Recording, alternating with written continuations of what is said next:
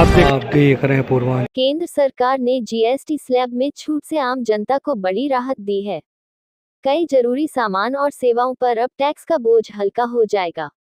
GST council की बैठक में फैसला हुआ है कि कुछ रोजमर्रा की चीजों को जीएसटी से बाहर कर दिया गया है और कुछ पर टैक्स स्लैब घटा दिया गया है। इस फैसले से छोटे कारोबारियों को भी फायदा होगा और उपभोक्ताओं की जेब पर दबाव कम होगा। सरकार का दावा है कि इससे बाजार में रौनक लौटेगी और महंगाई पर भी थोड़ी लगाम लगेगी। अब देखना होगा कि यह राहत कितने दिनों तक असर दिखाती है और क्या वास्तव में आम आदमी को इसका पूरा फायदा मिल पाता है। इस पर व्यापारी नेता एवं पूर्व मेयर बसपा प्रत्याशी गोरखपुर नवल किशोर मथानी ने कहा कि निश्चित है इससे लोगों को कुछ लाभ मिलेगा। जीएसटी के स्लैब में कमी की गई है, तो इससे क्या लाभ होगा? देखिए, सबसे पहले तो हम बता दें कि 1 जुलाई 2017 में जीएसटी लागू किया गया। आज 8 साल से ऊपर जीएसटी को लागू हुए हो गया। इन 8 सालों में जो स्लैब था, 28% का जो स्लैब था, 18% का स्लैब था, 12% का स्लैब था, जो कि स्लैब इतना ज़्यादा स्लैब था कि इस स्लैब के चलते पूरे देश के व्यापारी, छोटे और मझौले व्यापारी, किसान, जनता सब परेशान हो गई। आज उनके शरीर से एक एक बूंद सिरिंज की तरह निकाल लिया गया और आज स्थिति ये हो गई है कि छोटा और मझौला व्यापारी का व्यापार ख़त्म हो चुका है। किसान अपने मूल्यों को, जो लागत मूल्य है, उसको नहीं निकाल पाया। इतनी महंगाई बढ़ा दिया इन्होंने कि आज इनको पुनः वही ढर्रा अपनाना पड़ा। ये 8 साल में पूरे राजस्व को जनता से वसूल कर लिए। आज जनता जब रोड पर आ गई है, तब इन्होंने स्लैब को कम किया है। ये हमारे वित्त मंत्री निर्मला सीतारमण जी की परिपक्वता नहीं है, ये अपरिपक्वता का परिचायक है, जो ऐसे वित्त मंत्री हमारे बैठे हुए हैं। तो इससे क्या लाभ होगा जो स्लैब कम कर दिया गया? अब देखिए, स्लैब ये जो कम किया है, निश्चित रूप से ये स्लैब पहले ही लागू हो जाना चाहिए था। ये 0%। आज हमारे देश में अगर सरकार को 1 रुपये में 28 पैसा सरकार को चाहिए, तो महंगाई बढ़ा दिया। महंगाई बढ़ाने से हमारे जनता के ऊपर लोड पड़ा।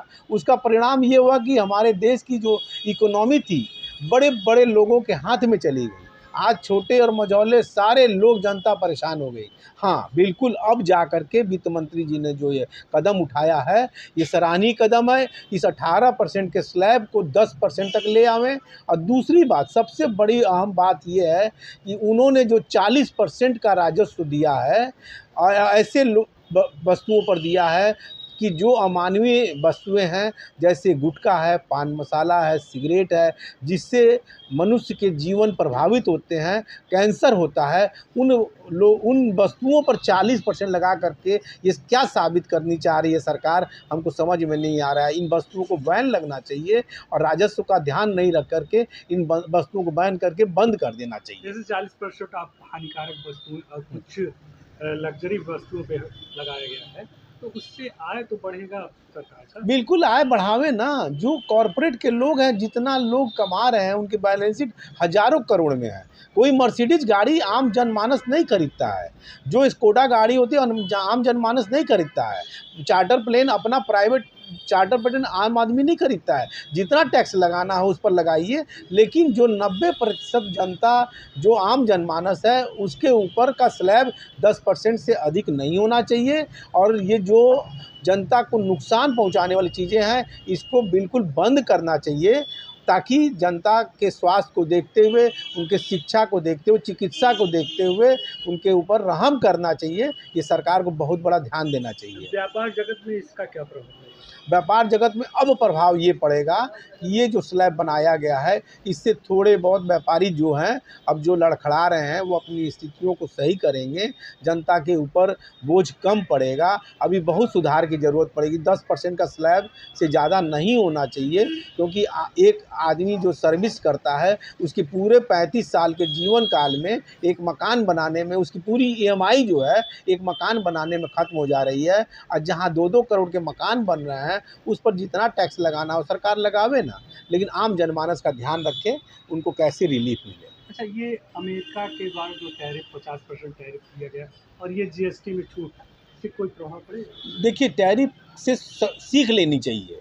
आज भारत सरकार को सीख लेनी चाहिए, जिसको आप मित्र कहते हैं, जिसको आप कहते हैं कि विदेश में हमारा वर्चस्व बढ़ रहा है और वो आपके ऊपर टैरिफ लगा रहा है। आप स्वदेशी जो जागरण का अभियान चलाए हैं, सबसे पहले तो आप स्वदेशी जागरण चलाए हैं, तो केवल अभियान चलाने से नहीं होगा, आपको उसके लिए ठोस कदम उठाना पड़ेगा। जो भी विदेशी वस्तुएं हमारे देश में आ रही है उन पर बैन लगाइए, उनकी इकोनॉमी को प्रभावित कीजिए। वो काम आप क्यों नहीं कर रहे हैं? केवल जनता को आप जागरूक कर रहे हैं। जनता के पास जहाँ सस्ता माल मिल रहा है वो ले रहा है, ऑनलाइन ले रहा है। आप उन चीज़ों को बैन करके उनके व्यवसाय को प्रभावित कीजिए, उनकी इकोनॉमी को प्रभावित कीजिए। निश्चित रूप से भारत स्वर्णिम होगा और देश के जो प्रोडक्ट हैं, अपने जो उत्पाद हैं, उसी को जनता खरीदेगी, बाहर की प्रोडक्ट को खरीदेगी ही नहीं। जब देश में नहीं आएगा कोको कोला तो क्यों पिएगी? यहाँ का कैंपा कोला पिएगी।